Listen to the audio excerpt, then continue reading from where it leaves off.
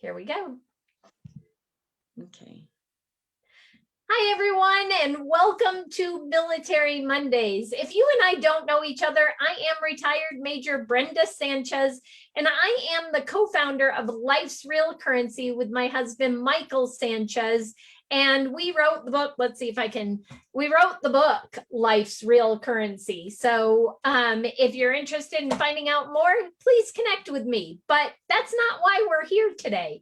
We're here today because I love celebrating military members or spouses, especially those who own their own business, because I want to get the word out about veteran-owned businesses. And today, I have Dr. Lauren Penn on. She is a chiropractor here in Colorado Springs, and I'm super excited to have her on. Thanks for being here today. Thank you for allowing me to be here and interviewing me. Thank you for letting me be a guest. You're welcome. So Lauren and I met networking. There's a theme to all my Military Mondays for the most part, and it's networking. Networking is crucial in your business. And I met her at a local networking group, and we got talking, and I found out she was a veteran. So Lauren, tell us a little bit about your military experience. What did you do in the service and what branch? Tell us a little bit about your military background. I was in the Army. I went right after high school. I was a 91 Delta, which they changed the SIG code, which was an OR tech, which I did after I got out of the military. So I did that for almost 30 years. And that was my decision to go into the military was based upon me going to school. And so that was my engine for going into the military. So that they would pay for your education. So that they would pay for my education. And of course, education, as I say to people all the time, education is never just going to school and passing the classes. No. So it's never that. Exactly. So when I was in the military, I did go to school while I was in the military, which was very helpful for me. And then when I got out, I used my GI Bill stipend for going to school.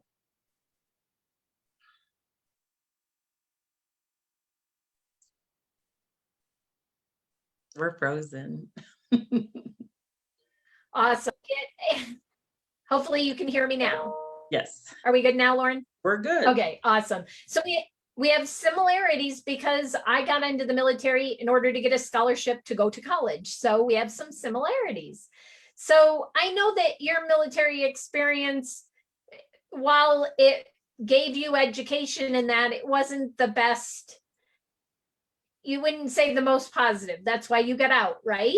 That is why I got out. I got out because so I went from 1990 to 95, and I got out because I was about to be a single parent. So the last year I was in the military, I had a baby. And that's very hard to be a single parent, to be even a mom. Yes. And be in the military. That is why I got off active duty and went into the reserves. So again, we have some I'm loving the cross connection in our story. So when you got out, you were still doing the OR tech, you said? Is that what it was? Yeah, I was still a surgical technologist. I actually didn't work right away. I was fortunate enough to be able to have 4 months, a few months before I went to actually work in the civilian sector. And then I did go and work as a surgical technologist. Actually, it was interesting. I went and I didn't go immediately into the OR. I worked on labor and delivery for years before I actually returned back to the OR. Oh, wow. Cool. And so before we get to what you're doing today, because that's completely different, still medical, but different, share with my audience what skills you learned in the military that you think help you to be successful today. What skills, soft or hard skills, did you learn that help you be successful? I think the biggest thing that I learned about being in the military was really learning how to care for people in a way that I didn't know that I had the capacity to. So when I was in the military, I had a roommate who had a chronic problem, And she kept going to what we call, it's the clinic, but the CTMC. And she would go every week. She would go several times a week. And she had some female problems, which turned into a self-medicating Bacardi problem. And I just was like watching her go from, because I knew her since basic training. And then we got stationed at the same duty station. And so I watched her character just deteriorate over time. Um, I became a freedom fighter. So I was always for the underdog, or I was always for understanding. And believe it or not, I learned how to stay against the grain, meaning I didn't follow everything that everybody else did and everybody else said. So I kept that tenacity with me all the way up until today. Which you still have today. Which I still have today. I'm always still freedom fighting for people and their rights, and just the underdog, because we overlook that, especially in the medical field.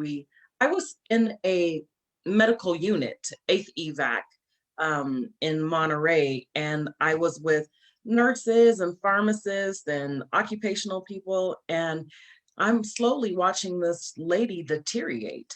And then about a year and a half later, she actually gave birth to a tumor. Wow. And I was like, that is what I'm talking about. And so I kind of grew bitter about that. I had my own health problems. I think I had a little bit more fortitude. And so when I went for my health problems, I kept seeing the same provider over and over, and she thought I was a malingerer. And then the last time I saw her, or the last time they were going to assign her to me, I was like, I'm not going to see her. You're going to assign me to somebody else. And they did. They assigned me to somebody else, and that care provider sent me to the hospital to get an ultrasound to figure out what my real diagnosis was. And I did have one. And so I just was like, always go the extra mile, right? Give people more than they expect.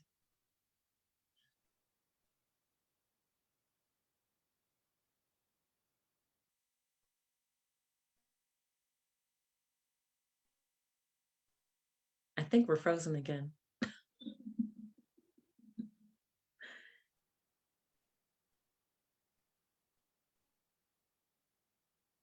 Brenda, can you hear me?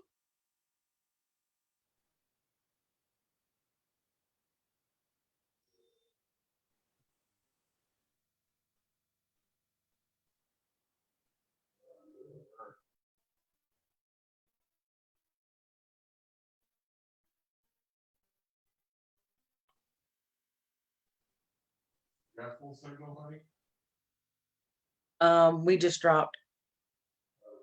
Yeah. I was trying not to answer you just in case you came back on. So she's coming back on. There. Are we back? We're back. Yay! We're still live, so it's still working. So tell us a little bit about your chiropractic business today, and how'd you get into chiropractic? I became a chiropractor. I always say it was a windfall. It was something that I did not expect, nor did I want to. I never wanted to be a doctor. After working 30 years with doctors and seeing that a slice of the lifestyle that I didn't want, being on call, being on a pager, giving people medications. And I was like, I don't want to do that. But from the time that I was 23 until the time I went to chiropractic school, people kept saying, you're going to be a doctor. You're going to be a doctor. I was like, no, who wants to do that? That's a dumb job. But in my 30 years of experience, early on, I started helping people naturally. So this child that I had in the 90s ended up having eczema, and he had asthma as well as allergies. So I did a lot of homeopathic things, techniques, because I didn't want him to be on steroids. I developed a soap company early on because I was like, I'm not going to put steroids on my son's skin because he's so young, and that would really break down the integrity of his skin. That can't be the solution. So I just began kitchen chemistry and came up with a really good soap, and came up with shea butter whip And I just was like, okay, let me watch this baby with this and slather this baby with this whip. And it worked. It got rid of his eczema. And then other people started learning that I did this. And then it morphed into like this vortex, if you will. And people were like, well, I have a headache, but I don't want to take anything. I have shingles. Can you help me with that? I don't, my muscles are sore. Can you help me with that? After, and so it just became like, it became very sensible. Like these are sensible solutions. Like you can do this, or you can do that, or you can do this, you can do that. And some of that came because I did a lot of research about herbs and essential oils and different base butters and oils that would be good for the body. And in the process, you kind of get some fallout of learning, right? And then I thought 3 times in my lifetime I was going to be a nurse. The last time I thought I was going to be a nurse, I was working at a hospital. This is when I lived in Dallas. And it was my turn to go to nursing school, which I didn't want to do. And because I was like, my goal was to be a naturopath. I'm like, I want to be a naturopath to help people not be on medications, not to find better solutions before they have to be on medication or they have to have surgery. And so I learned a lot of things in the last year that really cleared my mind about my purpose. And so I was going to go to nursing school. The director told me that nobody liked working with me. She couldn't sign off on my paperwork and wasn't going to send me to nursing school. And I was so devastated because up until then, of being a freedom fighter, I'm now experiencing I got to fight for myself. And then after that, I was like, I'm not on team management at all. Management they can go wherever they can go. They can go to Hades for all I care. I'm not for these people. I have a little bit of time left here. And I was seeing a chiropractor who was helping me with some problems. And after 3 months of seeing him, he fixed them. And I was like, that's the kind of work I want to do. I thought it was nutrition. He put me on these supplements and it seemed like that's what he was doing. He adjusted me. And I was like, I want to do this kind of work. He was like, well, go down to school and apply. And so I was like, okay. So I trotted on down to Parker University. I filled out the paperwork. And in 3 weeks, I got accepted. Nice. And I was like, this is so crazy because I had been on 2 different nursing lists, one for 2.5 years and one for about a year. That's why I actually went to go work for that company. So I was like, they're going to send me to nursing school. I don't want to be a nurse, but it's just a stepping stone to where I need to be.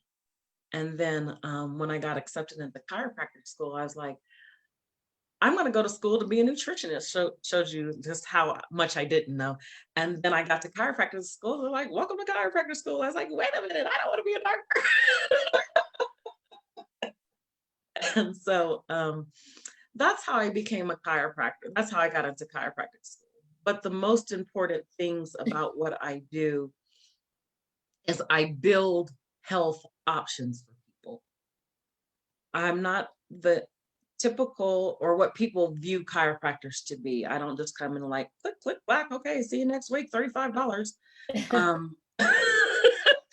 I really try to understand, first of all, how'd you get here? Right?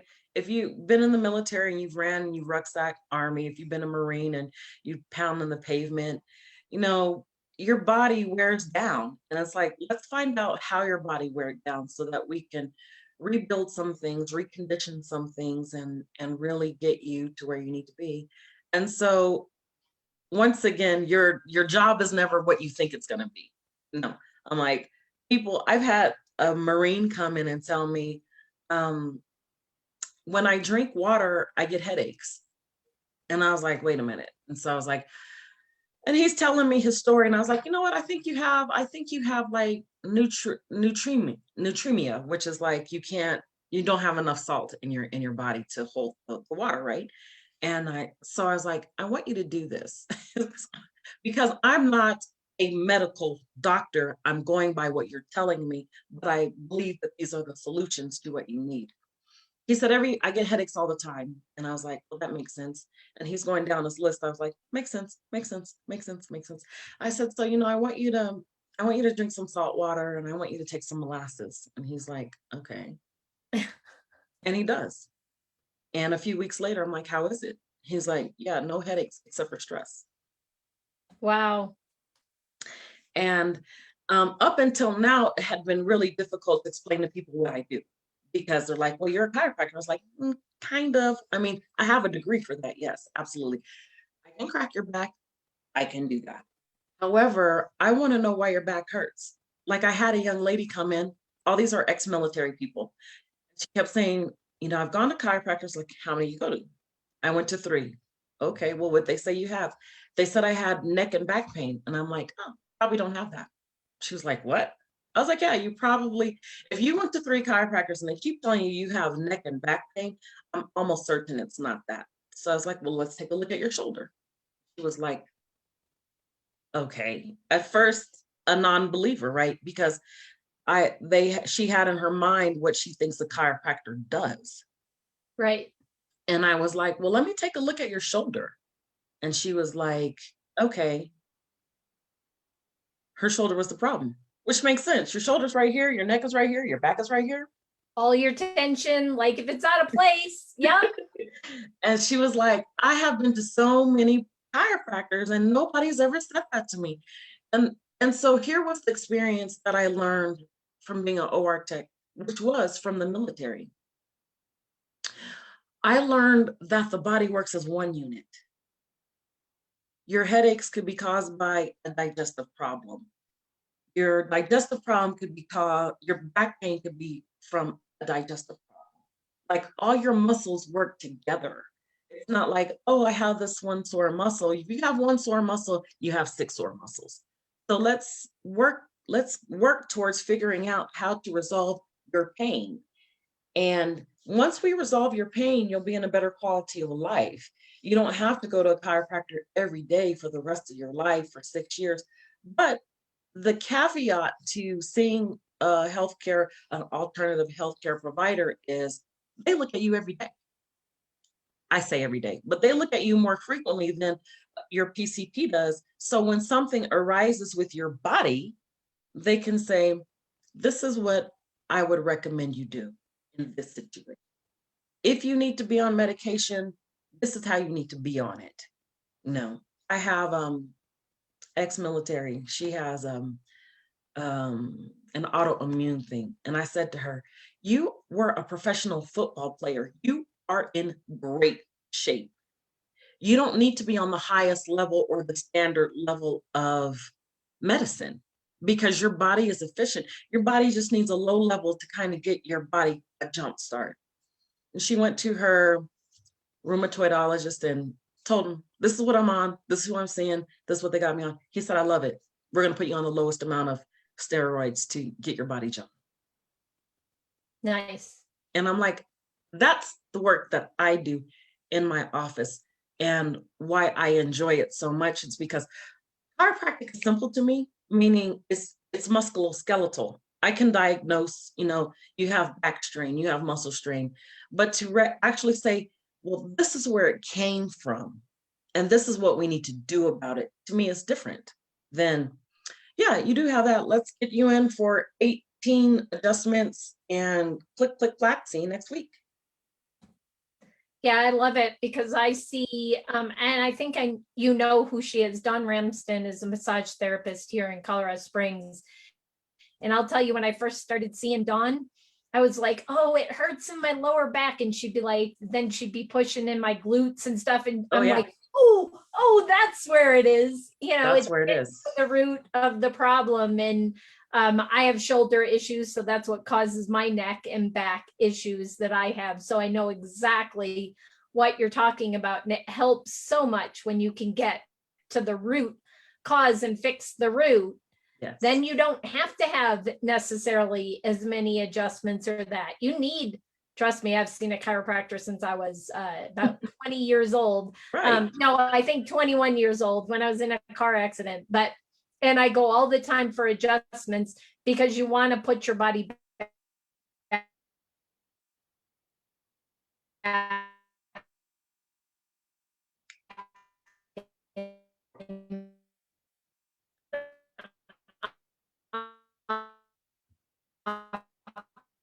optimal health. Yes. So question, would you give to somebody that's say 3 to 5 years from getting out of the service? Hopefully they're planning that far ahead. Yes. So I thought about this question because I answered it the other day and I was like, what would I say to them without having my own tainted experience, right? But in the early 90s, I was stationed at Fort Carson and I was like, what if I would have bought some property when I was 20 then, Yeah. you know, and look at Colorado Springs today. It's crazy, right? It's like, so it has value. So I would say stay the course because you went into the military for a reason. I went in for school. If that's what you went in for, you keep on doing it. You can go to school while you're in the military. Stay the course. If you could buy and you're interested in investing and making your money work for you, buy properties while you're in the military because you have this money. A lot of times people go in, they're young, they're don't really know what to do with their money. It's like, it's the weekend, yeah, payday, and I'm broke by Tuesday. So I would say invest your money. It doesn't have to be real estate, but you can buy bonds, you can buy stocks, you can buy Bitcoins or like Bitcoins while you have the money. And if you're young, and most of the people are young when they go in, and that's just money that you would be throwing away on buying a car or buying clothes or going on vacation or spending your money on these weekend extravagant events. I would say make sure that the job that you're doing inside is a job you can do outside. And if it's not, then be looking for skills that you can do when you get on the outside. Don't wait 9 months before you get out of the military and be like, I don't know, I don't have any skills. If you're 3 to 5 years out, start working on that. And I would say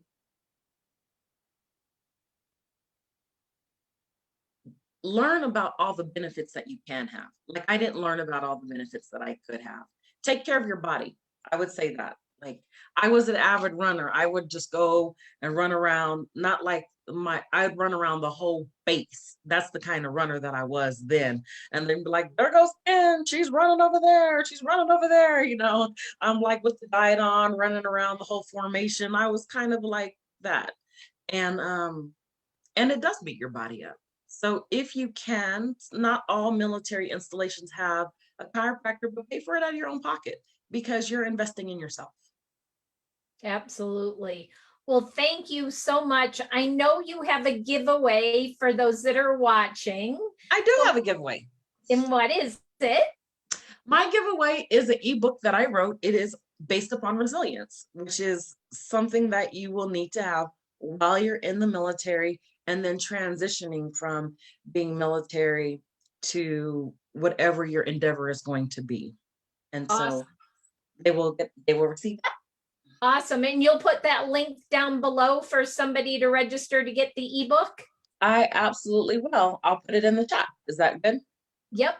And if you want to reach out to Dr. Lauren Penn, she can be found on Facebook. I already tagged her. You can also explore what she does at Pinpoint Chiropractic and Wellness. And as you know, she's more focused on the wellness than necessarily the chiropractic, but blends both. And I love that she does that. So thank you so much for being on today. If you are a veteran, or you're the spouse of a veteran and you have a business, I'd love to have a conversation with you to see if you're a good fit for Military Mondays.